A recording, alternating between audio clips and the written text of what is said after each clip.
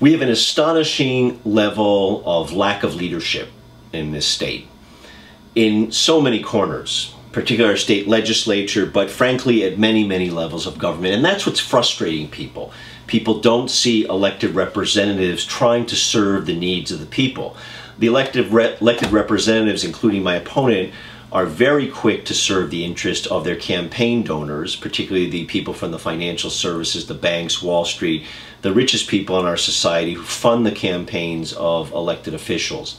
I thought about this yesterday when I read a story that the governor of the state, David Paterson, is essentially putting forth two options.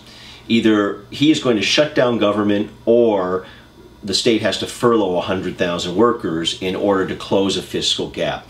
Well, frankly, Governor, that's a stupid menu of choices. It's foolish, it's short-sighted, and what it's doing is it's actually blaming the victims of the financial crisis that we're facing. The victims are the workers who are shouldering the burden of an unfair tax system.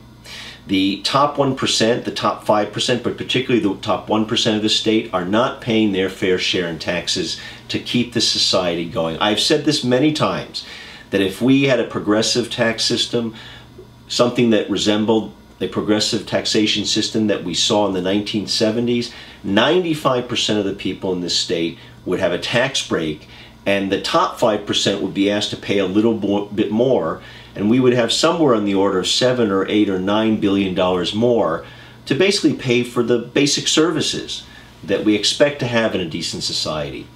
But the governor has no courage, the governor has no spine.